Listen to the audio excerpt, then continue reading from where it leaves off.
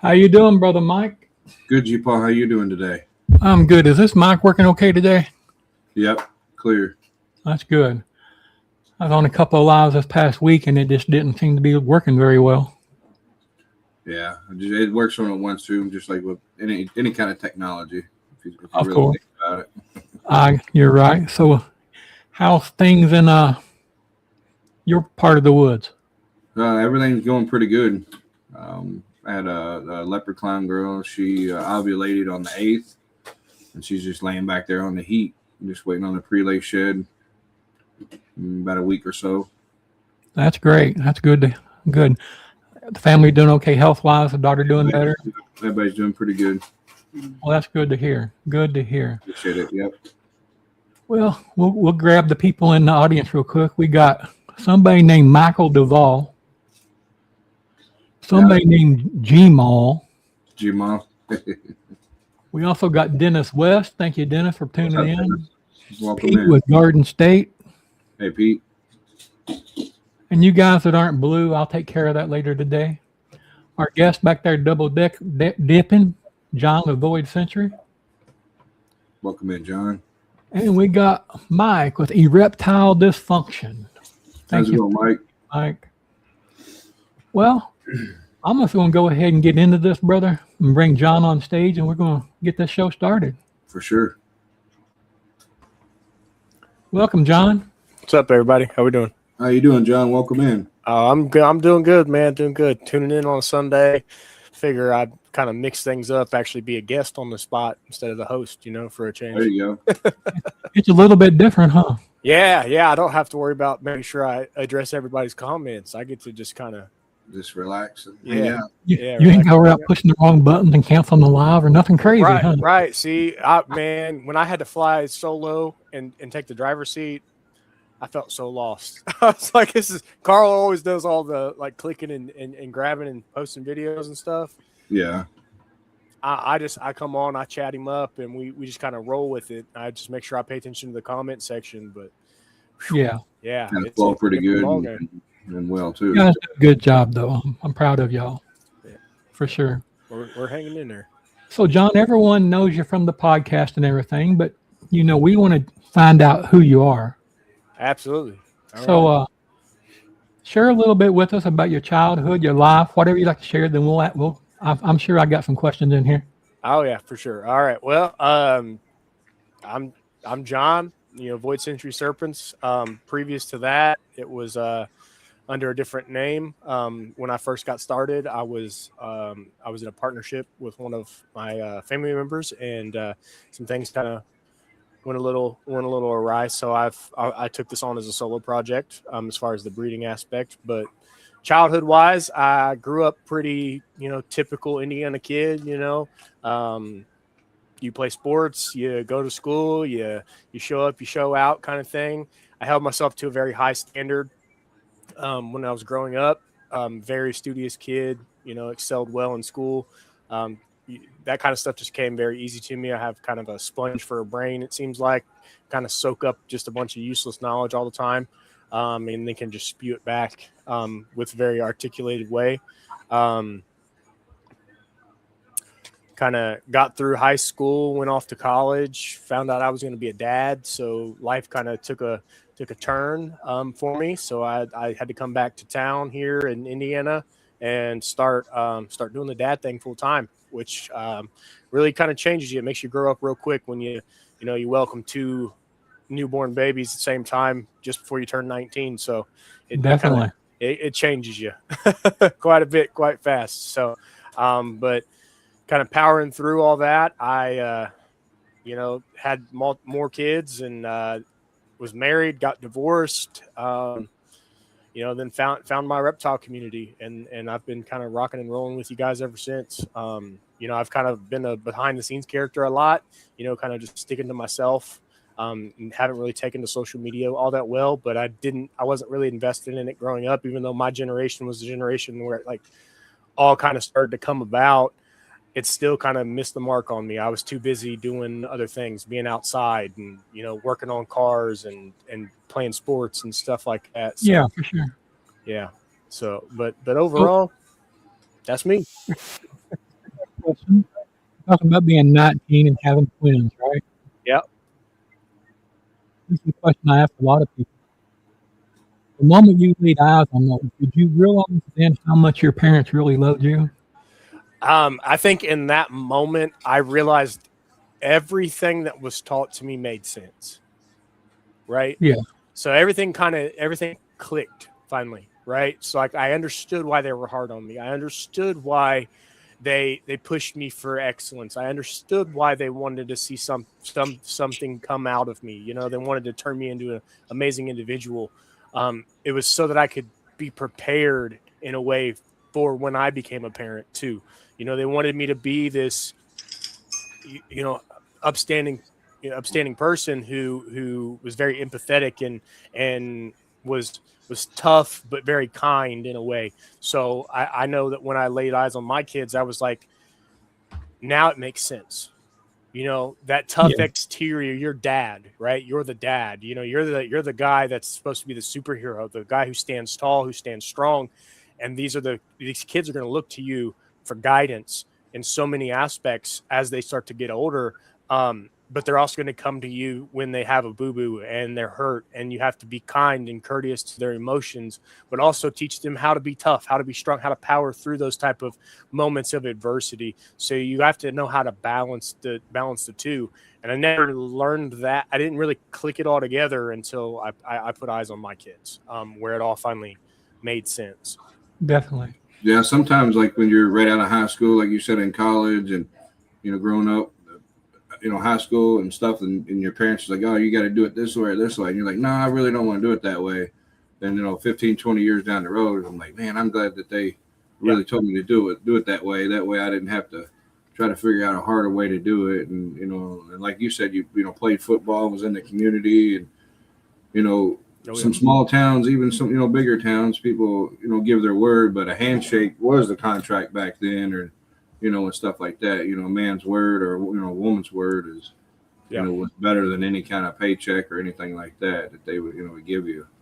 Absolutely. If they needed help, everybody pitched in to do what they could to help out family, friends, or and stuff like that. Definitely. I noticed the reason I asked that question was I noticed tremendously how my oldest two and I've got one that's expecting in September, October a son, and his wife or fiance. They treated me much differently after they became parents. Mhm. I think, like you say, they really understood the struggle then. Mhm. They understood why, dad was so hard on me. Why was he a hard ass and all that kind of thing? And it was just all protection Oh yeah. Oh yeah. and character building. And that's all it was. It wasn't to punish or anything like that. But as a child, we don't always understand, especially in our teenage years, Mhm. we get Mhm. to that point of like, you've seen those commercials or things all the time, but dad's pretty cool till you're about 7 years old. Then he starts getting dumber and dumber until you're a teenager. And then he's completely ignorant and don't know shit. Then about 30, he's the smartest man in the world. Right. Yeah. Yeah. Yeah. Dad always told me there ain't nothing that you can try to do or think about doing that I've already done. Right. Yeah, I got that too. You know? It's you think that you're fooling me, but I've been there. I've done it, buddy. I promise you, it's not an easy route to take. If you keep going down this road, you're going to make a mistake. And I'm here to tell you, you'll live that lesson for the rest of your life. Is your parenting style any different than your parents? Oh yes, absolutely. I think it's a blended version. So they're being as studious as I was, and very like, hey, I want to understand the complexity of who I am and like all aspects of my life. I want to know why I get hostile in certain situations and why I react this way. And, trying to understand the full extent of my emotional range, I utilize those tools to adjust my parenting style. I also have daughters. I grew up in a house full of boys. The only girl that was around me was my mom, and then I had some girl cousins that lived and would kind of come and visit. Other than that, it was testosterone filled house, right? I mean, Yeah. we were throwing baseballs in the house. We were tackling each other into the couch. We were rambunctious, busting windows, tearing down walls. I mean, we were rough. So having when my twins were born, I had fraternal twins, boy, girl. So I had the best of both worlds, right? I had the rough and tough. I can be rough with my son, but then I also had my daughter, and I'm like, oh my gosh, this is my little princess. I want to teach her what it's like to be taken care of, right? To know, hey, I'm tough enough. I can take care of myself, but my dad has my back, right? And he has my back. He doesn't just have my back when it comes to money. He has my back when it comes to my emotions, because I'm going to feel big ones one day. And that's something that I really had to adjust from my parenting style that I was kind of shown. It was a lot of like rough and tough on the edges. He's like, hey man, you're tougher than that. Come on, shape up. You got this. Keep going. We got a lot of that. Now we did get some more emotions and stuff kind of dabbled in as we were losing family members and stuff. We started to kind of be taught how, grief worked at a young age. So it kind of exposed me to more of it's okay to cry type of thing. So that was a little different. But now it's when you're feeling overwhelmed, let's express outwardly why we feel overwhelmed. Don't bottle it up and say, I'm fine. When there's a problem, let's address it now so that we can resolve it now, kind of thing. Yeah. So that's a little bit of an adjustment from what I was shown to what I do now with my kids. Well, totally off topic. Show me that shirt you're wearing. Oh, which one? This is the throwback here. One of the first ones I made for the live stream. I got you. Yeah. So it was me. We were hairballing ideals and everything. Look at him. I will say it does look great in orange there, Paul. It does. It does. I'm wearing an orange Void Century shirt, Mike. Yeah. Listen, the Void Century shirts, they turn out nice. They're real thick and durable, and they'll work on any color, really. Yeah. Oh yeah. I think that's why I chose the white image for the actual logo itself, because my YouTube handle has a gold plated image, and that gold only works on certain color schemes. So I had to kind of trial and error. Yeah. I also had a lot of trial and error on products too, because I had to find a t-shirt that worked kind of universal, going through the washing machine a few times. So, yeah, for sure. Yeah. Believe it or not, besides the Next Level t-shirts, I found like Hobby Lobby and Michael's. They're like $3, $4, $5 for shirts, and they're real comfortable. Gotcha. And I've been wash them, and they don't break down or anything. That's good. Nice. Yeah, I don't print them here on hand. I have all the stuff to do it. I can't add something else. I don't have the time. I can't add nothing else to the list, man. I got too much going on. Yeah. So. Well, I imagine with the kids and everything going on in the hobby and soon to be business, if you want to put it that way. Yeah. You got your hands full the way it is. Oh yeah. Yeah. It's definitely things are starting to kind of speed along. We talked about it briefly in the past, that it's the year of the horse, so everything needs to just keep charging forward. So when I keep that in mind, it's like, hey, you're moving forward. You're making progress at every turn, right? So I'm one step closer to starting to acquire things for vending. Even though I don't have any clutches on the ground, I want to have all my ducks in a row so that when it comes to time to start vending local shows, I'm ready to go. I'm rocking and rolling. And like trial and error with the setup, make sure I got it all, make sure it's all going to work for me. But I being the heavy hitter DIY guy that I am, I just can't justify spending the cost on like a Next Level display case, right? Or buying from like ARS or anybody else. I'm like, I know what I'm doing. I've cut acrylic before. I've done all this. I think it'd be my best interest just to do it myself if I can. Yeah. Take key features I like from all of them, blend them together, and let's make something awesome. But make something that's lightweight enough to where it's not going to be a bear to take to the shows, Yeah, you want to make it as simple as possible. What's your main colors for your business? So we do black and white, and with a little bit of gold. I throw some purple in there too for that, like the mystical approach because of the wizard and stuff. But yeah. So I've got an extra set of orange Next Level displays too. So I got you. Well, I want to say we have the first lady of podcast in the building, Miss Mitzi. Hey, Mitzi. That's what I'm going to call her from now on, the first lady of podcasting, because she supports everybody every day. Oh yeah, she doesn't miss a show. Yep. She don't miss a show. And then we got some endless shrimp dude in here. I don't know who he is. All you can eat, $6.99. Let's go. How you doing, Carl? I got a friend up here in Sherwood, Michigan, that he has got a big CNC machine, and he's cutting like I think they're either 5x10 sheets of PVC that he's got Satchmo or Sasquatch. He's cutting them out on PVC. Nice sheets, different animals and stuff like that. So nice. That's cool. That is cool. So I tried to improve my parenting from my parents. Right. Mine was pretty old school. Kids are seen, not heard.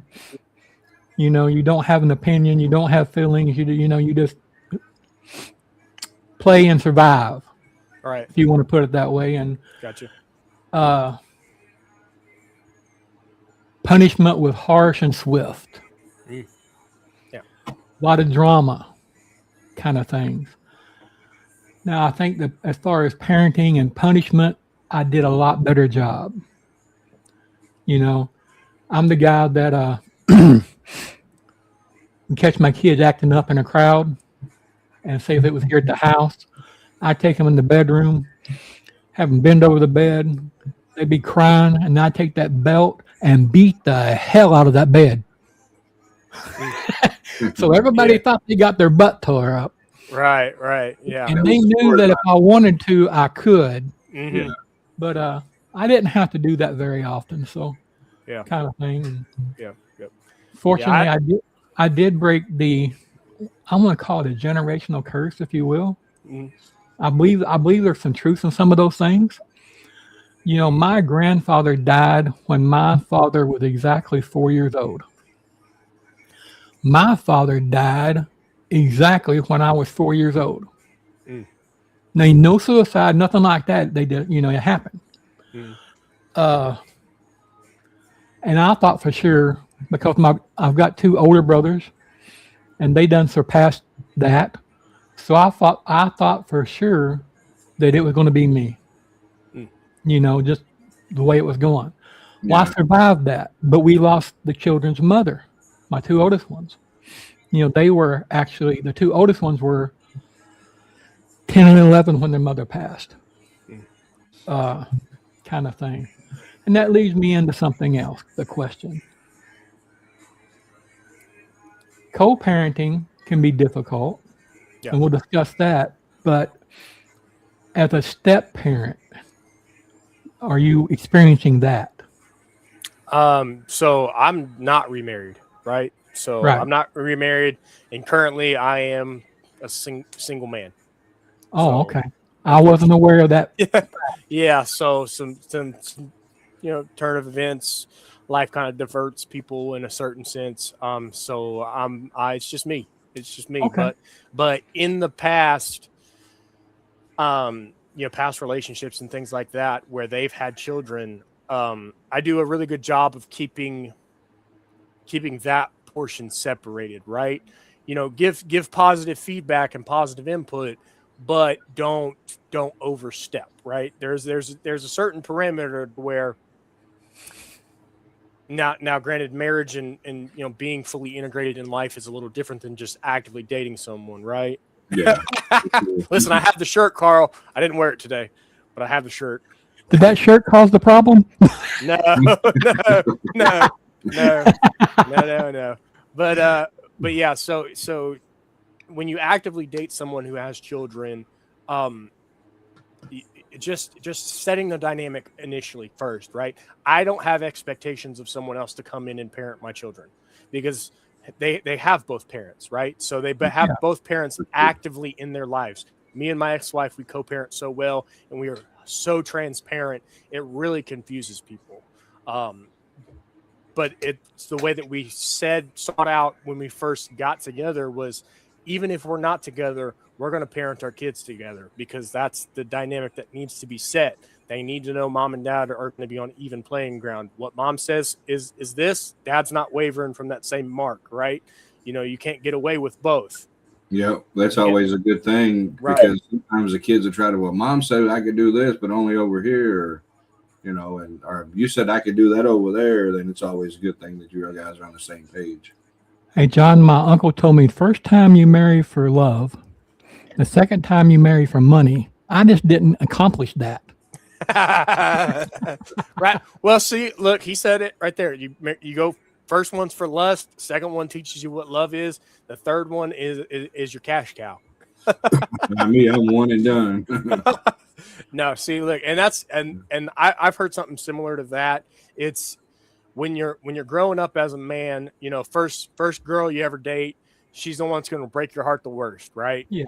Always, right? Not everybody gets the success story of saying, "Hey, we were childhood sweethearts" and everything like that. Some people are fortunate, and I praise be to you guys for making it work through that if you can. But that first heartbreak is always the worst heartbreak. But it teaches you the biggest and most important lesson that it's okay. You still are going to wake up tomorrow, even broken, even a little bent. You'll still get up tomorrow. And then that she didn't have any money.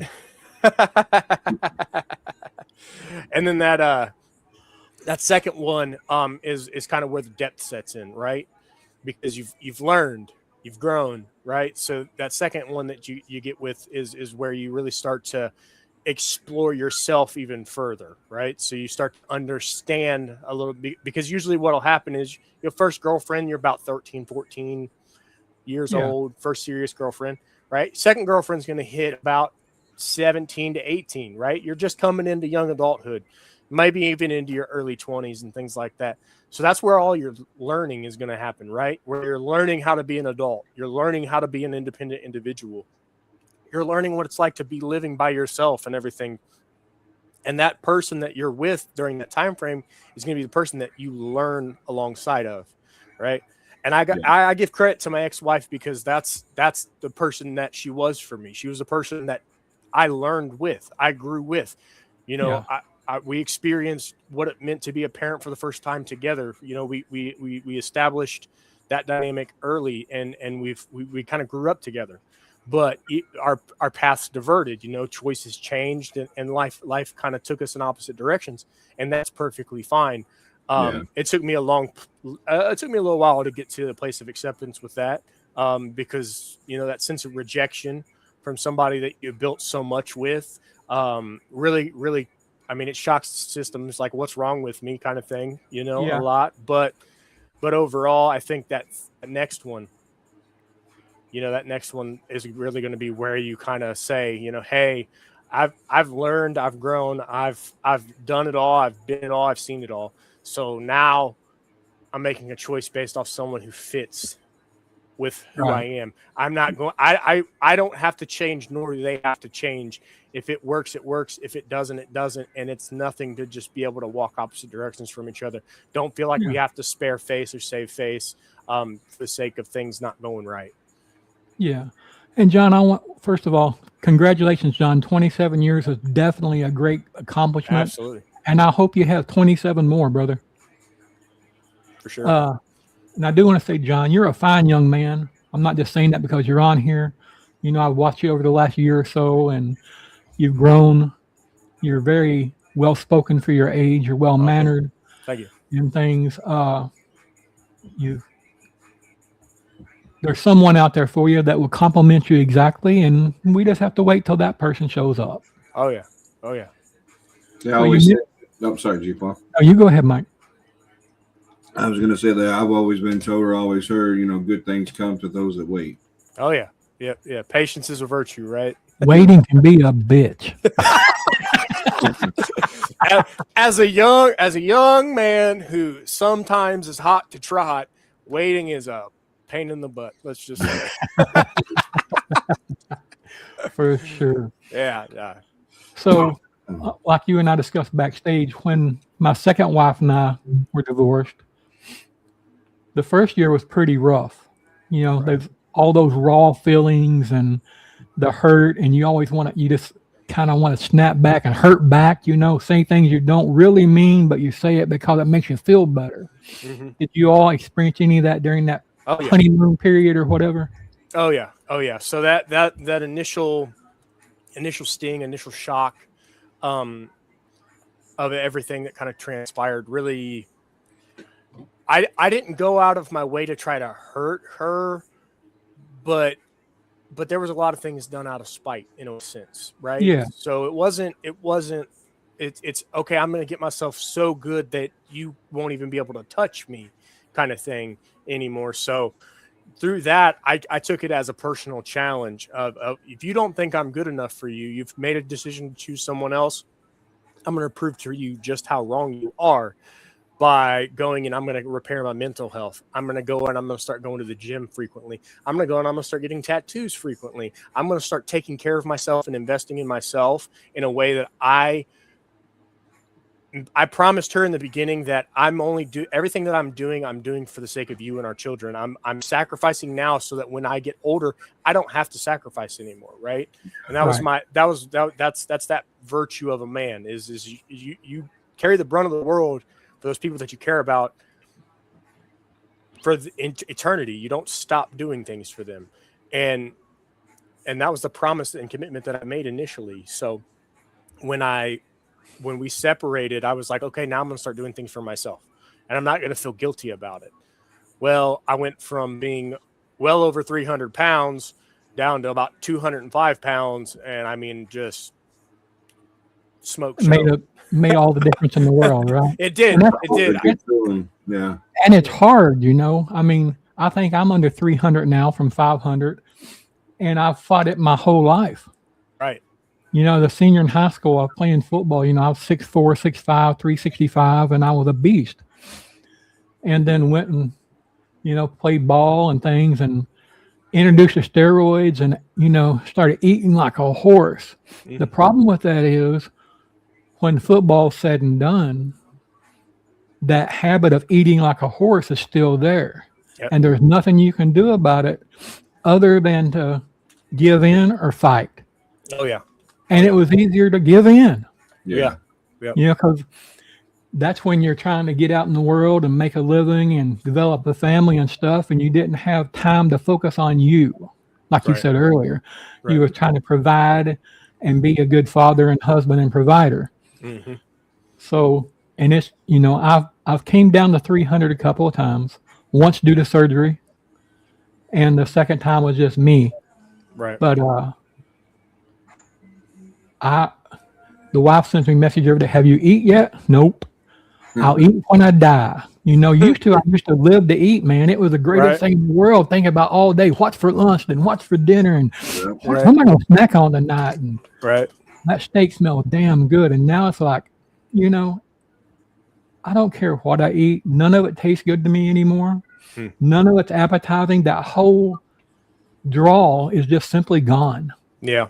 You took the vice away, right? In a way. Yeah. So a lot of people use food for comfort, right? They bandage one emotion with another. They replace one evil for another, right? So say you kick a habit of, like, say you're smoking a lot, but you change out that habit for vaping, right? Well, then you want to put down the vaping, so you trade the vaping for caffeine addiction. Then you're like, hey, I'm taking in too much caffeine, so you put the caffeine down, you pick up food, right? So like everybody's trying to trade a vice for another. And in all honesty, it's all that mental battle. It's that serotonin, you know, we just want to keep feeding our brain to make us feel happy, to kind of not address our issue, right? The root cause of why people tend to cling to food is because of some type of emotional trigger in a way, right? Or like you said, you get stuck in a habit of where I have to eat like that just to maintain where I'm at, like with sports and things like that. You to maintain a physique, you have to eat. You have to, calories in equals energy out. So you need the energy, so you're going to put calories in. And then, like you said, when that physical activity shifts, when you stop being so physical, then you got to be willing to forego that habit. So you got to break the cycle. And I felt for me, the best way to break the cycle of food problems was to start to look at things from an outside perspective, right? Kind of not be so introspective, but extrospective, right? So you're looking at things from like an outside perspective into your life, and you start to snapshot key instances as, hey, it's not that I'm eating the wrong things, it's that I'm eating too frequently, hey, okay, it's not that I'm eating too much, it's too often, or it's hey, when I am eating one thing, I need to make sure I'm eating the right thing. You know, I'm gonna trade out the chips for a bag of broccoli, because calorically a bag of broccoli is only going to come in about 100 calories in total. For an entire steamed bag of broccoli is 100 calories versus an entire bag of chips, which is over 5,000, you know, kind of thing. So, right. Yeah. Yeah. So it's paying attention to that kind of stuff, man. It's tough. It is. The biggest thing that I had to deal with was once you get, say, in your case, 300, or my case, 500, you lose 10 pounds and it's like there's no gratification because you can't tell. Yeah. It takes a while before you start noticing, and then you get discouraged and depressed and, well, shit, you know, right, kind of thing. And the second thing for me was, and it's still happening now, I still sit around and in my mind feel like I weigh 500 pounds. Yes. Yeah. Yeah. And then you'll walk by a mirror and you say, damn, I don't. Right. Yeah. Yeah. So, but that stigma is still there. Yeah. So you have internal body dysmorphia, right? So when you physically look at yourself, you're not projecting that aggressive image that you're overweight, right? But internally, you're still projecting it over your body as if it's there, even though it's not. So having that mirror there to reassure you is actually a good thing. There are some people who look in the mirror and they still see that, you know, that original form, you know, like I look at myself and I battle with it a little bit, but it's not so much where I sit and I just think about it. It's when I look in the mirror, I don't see the progress that I've made. Right. Yeah. You know, going from where I was at to when I got down to the lowest that I got to, you don't see the progress. I didn't see it, but then I took a picture of myself and then it's like, okay, I see it in the picture, but I can't see it in the mirror when I look at myself. Right. But I can see it in that photo. So then it's like, okay, so maybe it's not so aggressive with that stigma that's just kind of living in my brain, maybe. So yeah. Sometimes I'm like, damn, I can't believe I'm like 298, 297. It's like I don't feel like I'm that big. But when I'm trying to reach for something in the car, like in the sitting down, trying to reach for the floorboard, I was like, oh yeah, damn, now I know I'm 300 pounds. Right. So. Well, as long as I can stay at or below 300, I'll be happy. You know, it seems like a lot of weight, but I'm a big man. Right.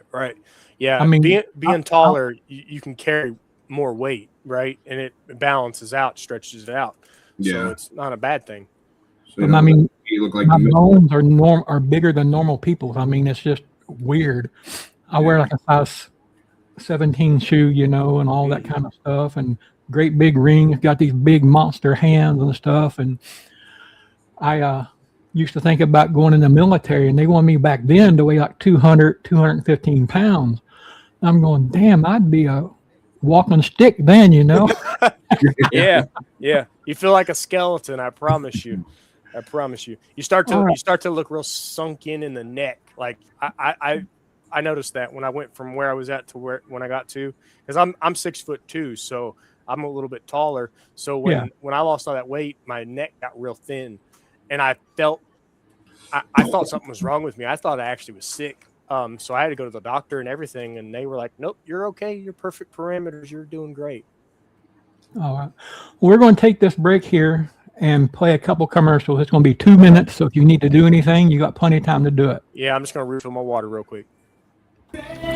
Today's episode is proudly sponsored by B&S Reptilia, a family-operated reptile business built on quality animals, responsible husbandry, and a true passion for educating and growing the reptile community.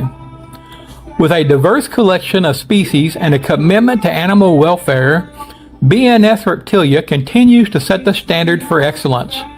We're also proud to feature Coco to Go and the Chipper, premium coconut-based substrates engineered for superior humidity retention, exceptional odor control, moisture absorption, and ultra-low dust performance.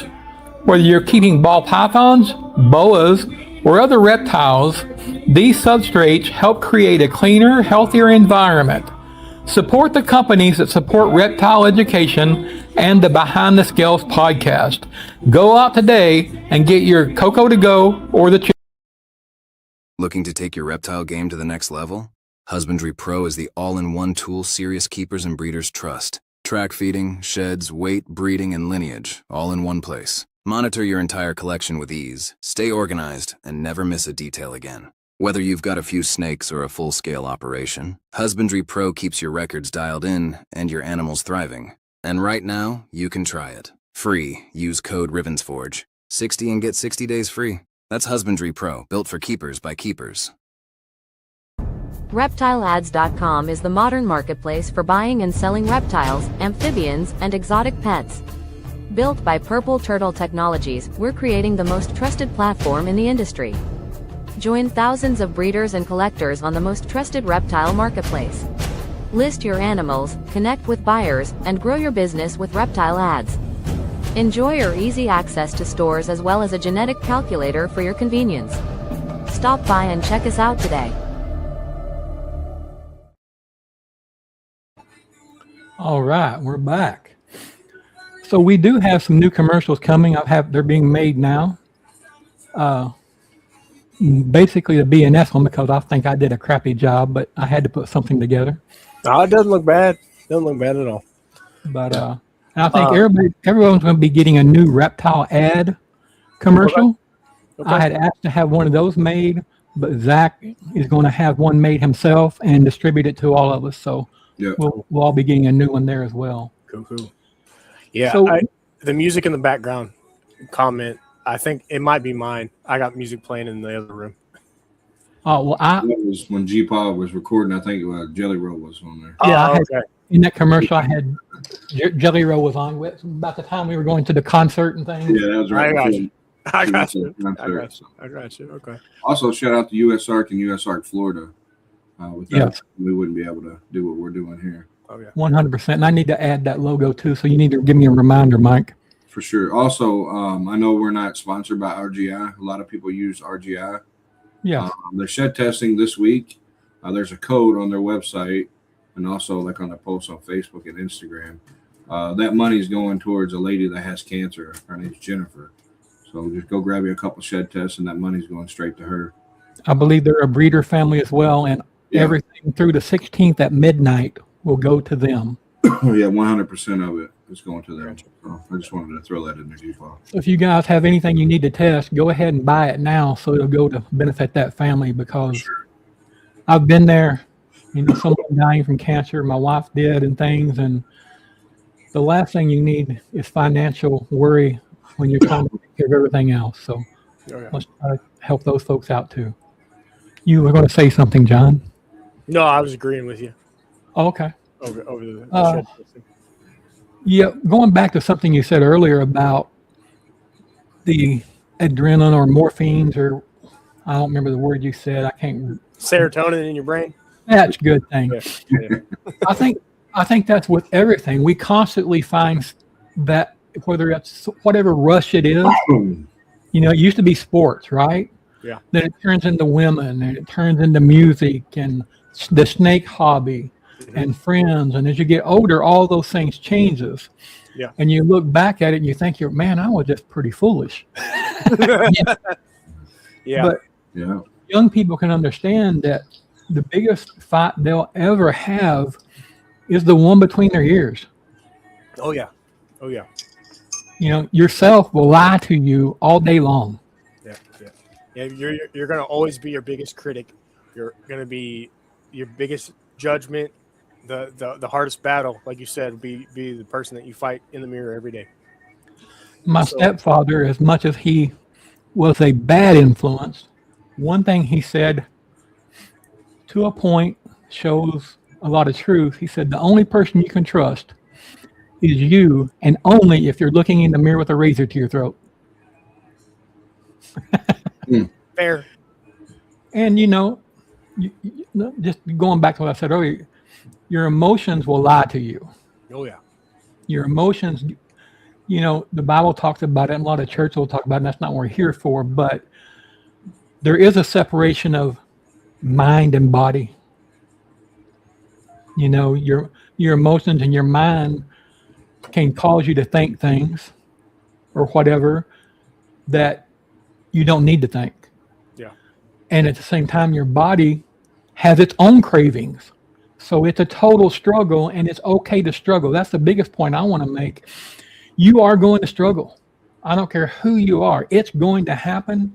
You're going to fight like hell. You're going to feel like you're trapped at some times in your life. But all you can do is step and think about it. Another wise person in my life one time told me, Greg, think about it like this. The second right now seems to be so critical, so emotional, so overwhelming. But in 5 years, what will this mean compared to eternity? And you will survive it. Most decisions you make, people don't understand. Most decisions you make are not life-ending, life-threatening. They're not that.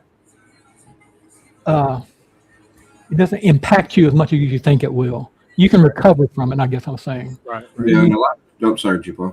No, go ahead. What do you guys think about Things that, even though you say you're struggling with something, you know, a lot of people say, well, you know, I can't help you financially. Well, that's not always somebody's struggle. It could be struggle with addiction, struggle with mental health. You know, it's June, it's men's mental health awareness. You know, there's just not just a financial, struggle. There's thousands and thousands of struggle that people, face on a daily basis. Yep. That's completely right. Mike. Michael's reptile's name is Michael. He said, I've learned that the worst thing they can ever betray you isn't family, isn't friends, it isn't your spouse, it is your brain. And there's truth to that. Yep, 100%. We live in a world and a society today that you really catastrophizes a lot of things, right? So there's a lot of catastrophe going on all the time, and people like to kind of elongate those moments, right? But you got to look at it for just that. You may have a bad moment, but you didn't have a bad day, right? Right. Because 5 seconds before that catastrophe struck, you were laughing, having a good time. You didn't wake up that morning and your day was immediately bad. You didn't wake up, just the presence of even waking up, opening your eyes every day. That's something to be grateful for. Just being able to go outside, look outside, something to be grateful for. Just being able to connect with someone, something to be grateful for. You got to find your reason why, right? Leaning back to what you said, Mike, about it being Men's Mental Health Month, I did put in there that my little hashtag right there, hashtag not finished. I did just release a new merch item on my storefront. It is a shirt with men's mental health in mind. It does say not finished on it. It's an image of Atlas, if anybody knows who Atlas is. Yeah.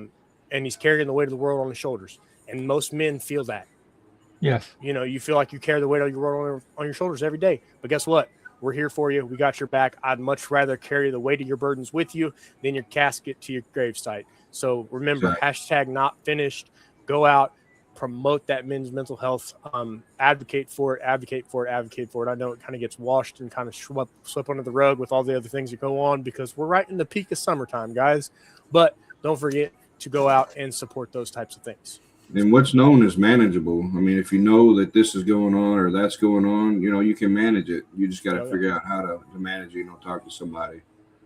I think it all boils down to learning how to deal and control fear. Fear becomes exasperated in your life, and it brings on depression and darkness and things like that. And that all stems from that initial fear because you don't know and you're unsure. Yeah. Just all you can do is proceed forward with confidence that you're doing the best job you can. And that's all that you can do. We all have the knowledge we have, not what someone else has. And we have to make decisions based on who we are and what we know. So, everybody has failed at least once in their life. If they say they haven't, they're a liar. Michael Jordan said he missed 10,000 more shots than he ever made. Mm-hmm. And probably 100,000 more. Yeah. So, but again, would you rather be the guy who's still taking the shot? Right. the end of the day, are you going to be the guy who puts the ball down and quits, right? So look at it from that perspective of is are you going to give up just before things start getting good? Just before people can remember you as being that amazing individual? Are you going to stop doing the education and the Zoo to You experiences because maybe you lost a little traction and you're not on the school circuits like you were before? Are you going to stop breeding reptiles because you lost half your collection to some type of illness or something like that? Are you going to just bow down to defeat because something adverse happened in your life? Or are you going to keep pushing through? Are you going to keep showing up every day? Because 90% of it, guys, is showing up. Yeah. You know, if you want to start going to the gym, you want to start getting back in shape, You got to get there. Hardest thing you ever going to do is go get in the car and drive over to the parking lot. I promise you. Yep. Because once you're at the parking lot, hey, I might as well go inside. And then 2 hours later, you feel so much gratification because you actually did it, right? But the hardest thing is getting up out of that seat and getting in that car and not doing scrolling Facebook and social media and all that other stuff. It's getting out, it's getting active, it's making smart choices. It's you know, taking all of life that happens to you every single second of every single day and knowing how to manage yourself emotionally as you navigate through those things. And there's so much truth to that. It reminds me of time with my oldest son. We played Little League ball here in town. It was called Dixie Youth League here. It wasn't Little League, and we played travel ball as well. So, I mean, he probably in 3 years may have played close to 300 games. I mean, we were somewhere every weekend, every season, all the time. And it did get to a point to where it come time for practice. Dad, I don't want to go. Mm-hmm. You know, Dad, I don't want to go. I said, well, you guess what? We're going. I'm the coach. Got to go, you know? Yep. And Yep. when it was said and done and it was time to go home, that kid that didn't want to go to practice didn't want to leave. Yeah, every time. Yeah, You know? Yeah. Circle back to what Carl said there. He said sometimes it's people that you choose to have around you too. 100%. If you got people who are in your corner who are pushing you up, you know, we've talked about it before, Carl. You know, you're in a room full of 3 millionaires. Guess what? You're going to be the fourth one. You're in a room full of, 3 drug addicts. Guess what? You're probably going to be the fourth one. You know, look at it from that saying. That's saying, you know, you are who you associate with in a degree. So if you're around like-minded people who elevate you to be the best version of yourself because they are trying their ample best to be the best version of themselves, you are all going to succeed, right? It's hard to fail in a room full of success. Right. You have to choose to fail in a room full of people who are just as apt as you are and trying just as hard as you are. Yeah, I don't want to be around people that I'm the smartest one in the room. I'm not going to learn anything. I want to be the dumbest one in the room. That way I can pick their brain, learn their knowledge, and figure out what worked and what didn't work and what did, in different situations, whether it be breeding or keeping, or business or accounting, and stuff like that. So Yep. So I know the answer pretty much, but I'm gonna ask it anyway. How has your relationship with Carl helped you grow as a man? It's taught me to continue to be confident in myself, right? So I get in a kind of a downward spiral internally, with some confidence, lack self-confidence and things like that, especially being in front of a camera and everything like that. I'm like, I've been such a background character for so long, trying to kind of keep myself out of the limelight. Don't really want to ruffle any feathers, kind of just, kind of keep the bar moving, keep pushing and everything like that. But I think that the longer that I'm around him, the more comfortable we both kind of get. We really zing off of each other very well. And it breaks that level of uncomfortable where you can tell we both have. It forces us to the forefront of saying, hey, you might as well just get comfortable because you're here and you're going to keep doing it. You're going to keep showing up. Yeah. Speaking of that, last weekend you guys had a local reptile show that you go there. Yes, we did. Yes, we did. We went live from that, from the expo. We had a little bit of an audio malfunction. Our microphones, the receiver on our mics went dead. So some of it you were picking up more background audio than what you should have. But yeah, overall it was a great time. Honestly, we got to talk with the hosts who we interviewed the week previous, and then we got to talk with just about every vendor. The vendors that we didn't actually get around to talk to, the only reason we didn't get around to them is because they were just busy. I mean, so many customers, and they actually had over 400 people through the door, and that was the first show ever to go in this area. Yeah, so that's always a good thing too. And they only ever count adult heads, so that's tickets purchased, right? So children 12 and under are free, so they don't count kids as total head count. Yeah. So you got at least some minimum, sometimes 2 kids, if not 3. Yeah. Yeah. You know, so they've had a show in Findlay for a while, right? Yeah. Yep. They've been running. And to me, that's crazy. In 1984, I lived in Findlay, Ohio. Yep. I had just left college and things, and worked for a company called Hot Sam's Pretzel Stores. They had a little strip mall there, and we had a little store in there. And I lived in a motel in Findlay and worked there for a while. Then I left and came to Florida. Oh, wow. Yeah. And it was a small town. The best thing that was there when I was there, they had a nice youth sports area, you know. So that's where I spent my afternoons and time off. I went and watched the kids play ball. That was before I hatched. That before you hatched, Mike? Yeah, I didn't hatch till 86 of June. So yeah, long before my time. So yeah.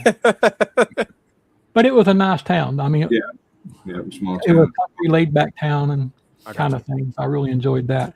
But you and Carl do complement each other excellent. You work well together, and the info from the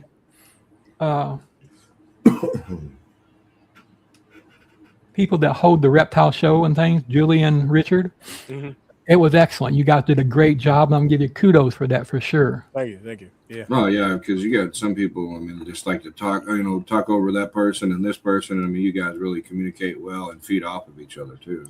Yeah. Which, we definitely try to see that too often. Yeah, too often. So John, I know you've went over it before, but what's your attraction to reptiles? So I grew up kind of curiosity more than anything, right? I was curious about everything. I needed to know why things worked the way they did. You know, I'd take things apart, put them all back together. I would creek walk and explore and flip rocks and stuff like that. You'd always see like little snakes and lizards and turtles. And actually the reptile fixation stemmed from turtles. Actually, I didn't start liking snakes right away. I was a turtle guy. I love turtles. I would, anytime I'd find one, pick it up, move it. We caught a eastern box turtle when I was younger. It had been ran over by a car. Unfortunately, it didn't make it because, you know, being a kid and being curious, you put it in a cardboard box, you take it home and try to save it. Yeah, for sure. Having no knowledge of what eastern box turtles needed at all, knowing that it probably had internal organ damage and things like that, being hit by a car and everything. So, I mean, it lived for about 3-4 days or whatever. But yeah, it started at a young age. I was so curious about it and wanted to be around it. So as kind of life progressed, I kind of stemmed away from it a little while, got into like having pets and dogs and fish and stuff like that. It really kind of went way away from reptiles. And then I started watching YouTube. Yeah. I started watching YouTube, and lo and behold, you know, Brian Barczyk, being who he is and how he is, he's everywhere. You go on YouTube and you're bound and determined to see one of his videos somewhere. Oh yeah. Even if you're just casually watching, you're going to see an egg cutting video somewhere. And that's how it started. I started watching him religiously every day. I started paying attention to the education aspect of it, the like scientific stuff. And I realized, hey, this guy's he's pouring in what you want, right? He's giving you the information. He's turning he's tickling that sponge brain you got. He's really trying to teach you something. So I started paying attention, and then I started doing even more research myself. I started diving in outside of that. and everything. So I think that kind of it drew me back round to the ideal of owning reptiles again. And I bought my first snake, and then the next day I went to the reptarium for the first time. So Wow. it was a Father's Day gift to myself. Well, not to myself. My ex-wife actually bought me my first snake. She said, "I've watched you for a year obsess over reptiles." Obsessed over reptiles, literally to the point where it is like everything that you want to like learn and talk about, everything you're researching, your search history is full of just knowledge about reptiles, right? I want to go and get you one. So I was like, well, a snake sounds pretty cool. So bought my first snake, and then sure enough, I had tickets to the reptarium for Father's Day 6 years ago. Okay. 7 years ago. I don't know. My son was very young, very young. It was like we still had to wear masks, so it was like just after they like reopened during COVID, so we were wearing masks still. But I went up there, got to meet him and everything, and it kind of took off from there. Really Great. grew. I'm glad you brought that up, and it gives me a chance to put it out there. You know, during one of the last auctions, I bought a lorry, a Mojave lorry, that was actually bred and raised by the Barchek family. I have the lineage back to them and where it came from, the whole 9 yards. She's a grown 3-4-year-old female, and I bought her because of who he was. Yeah, you know, and it meant that thing. But now that I think about it, all I do is feed her. You know, it's not something I'm probably going to breed. It doesn't fit into my plan. Yeah. So if somebody out there would like to have a breed-ready female Mojave lorry, it won't cost you a fortune. Just hit me up. I'd rather see her go to some good than just me looking at. Yeah. So I met Brian was in October of 22, right before he got diagnosed with his pancreatic cancer. And Gotcha. he just sit there and talk like I've known him for years and years. Yeah. What got me into the sunset was Brian. Yeah. Okay. Yeah. It definitely he treats you like you're just one of his friends, one of his pals. He actually complimented. So my son, he was young, he was real little, so he had a Frozen shirt on, right? It was Olaf, and across the front of it, it said "Be cool." And the first, like, we walked through the door, the first thing he said to him was, "Hey, cool shirt, buddy." And I'm nerding out so hard. I'm like, oh, this is so cool. Like, he's here. He's actually here today. Like, oh my gosh. And we actually got to take a picture with the alligator, got to hold some of the bigger stuff. Yeah, and like the berms and the anacondas and stuff. She got to hold that stuff, which was awesome. It was epic. Well worth my trip, you know, clear up there to Michigan. Took me about 4.5 hours to get up there. Yeah. But worth the trip every bit. And, you know, Lori's done an amazing job keeping that vision going and keeping everything going, still putting out content and doing the work. And you have to give kudos out to her, too. She was always part of it, but she's now the driving force, and she's doing an awesome job. Really is. Yep, absolutely. So we're going to wrap it up, gentlemen. And I want to give you first, John. You got your last words, and we'll go from there. Okay. Yeah, as the guest, I get to go first, right? Yeah, that's awesome. Sure. All right. Well, again, everybody, thank you guys for coming out. Thank you for tuning in. G-Paul, thank you for having me on. I greatly appreciate it. Mike, kudos to you for nice to meet you. Absolutely. You know, you've seen me in comments and everything like that. I appreciate you coming on to our show and commenting and everything. It's been a great time having you both on here with, having me on here with both of you. Sorry, sure. I'm still talking from the host seat a little bit. That's normal. So, but thank you guys so much. You guys are doing something great here. I definitely want to see you guys kind of keep at that advocating for mental health awareness and for everybody, for all people, not just for us in the reptile community, but everybody. Keep pouring into it. We love you guys in the comments. Keep it up. Keep giving them guys some love. Where can they find you guys at as far as this show? Do a little product spotlight there, G-Paul. Go ahead. Yes, Carl, it is a female. Give me 1 second here. I'm not going to grab her, but I'll grab something. Yeah, we appreciate everybody coming in and supporting us, and make sure you smash that like button, share and subscribe. And also tomorrow over there on your guys' channel, it's what, 7 Eastern? Yep, 7 Eastern. Yep. Okay, I lied. She was born or hatched out in 2020, so she's 6 years old. So she's at her Okay. prime, Oh, yeah. and she's close to probably 3,000 grams. Nice. She's I a wonder nice. what the Lori would look in the sunset stuff. I don't know. It looks really good in leopard. I'm just saying. Yeah. Yeah. Well, Mike, I did have the commercial that I sent you guys with all the different podcasts and things that I play. Somehow or another, I have lost it. So, Mike, you want to give your goodbyes and give a rundown of the upcoming shows, because you got a pretty good mind and know when they all are. Yeah, we appreciate everybody. Like I said, coming out. Make sure you go over to Carl and John's show tomorrow, 7 Eastern, over there on YouTube. And then Tuesday, Breeding grounds. yeah, Breeding Grounds over there on YouTube. And then also Tuesdays is the LMK. Thursdays is the RWO. And then Saturday is Sipping with Serpents. And then Sunday here on Ribbons Fours with me and G-Paw. And just what's known as manageable. I mean, if you feel like you're all the way down, the only way you can do is just go up from there. I mean, 100. so there's always somebody who's out there that's always worse off than you are. Just take a deep breath and look in the mirror and say, hey, you can do it today.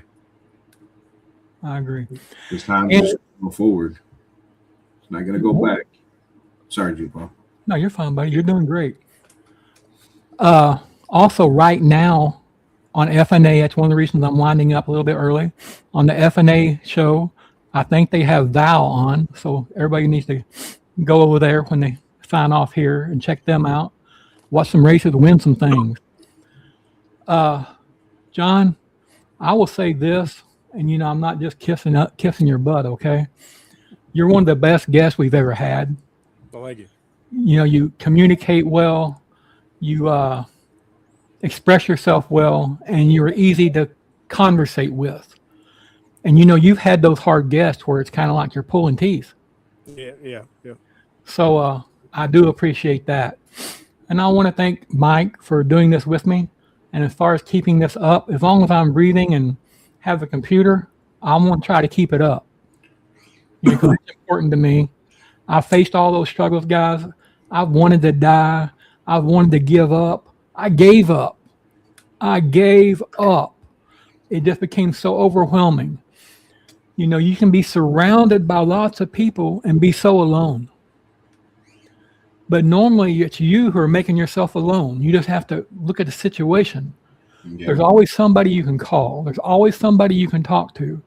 You are not unique in this problem that you may be facing right now somewhere out there. Someone else is doing the same thing. Someone else is fighting the same exact thing. And maybe you getting on and talking with us, or you talking to them, or how you overcome it will help them do the same thing. So you can turn the bad into the good in any situation you want. It's just up to you to do it. And I just want to thank everyone for showing up and showing out and supporting us. All the people in the comments. John, you and Carl have been a big inspiration to me. You were probably the first friends, I guess. Val was first, then you two in the community. And I'm very proud of that relationship that we all have together. Absolutely. Yeah, I think you guys are coming up on a year tomorrow on your show. Yeah, plug the show tomorrow, John. Plug it on out. I'll plug us. Yeah. So everybody tune in Breeding Grounds live over on YouTube. That's where the comments are going to kind of really pop off. We're going to hit our 1 year officially of doing this in different various formats. We started on Instagram exclusively, and we've kind of adapted and evolved. Thank you guys so much for kind of sticking out with us.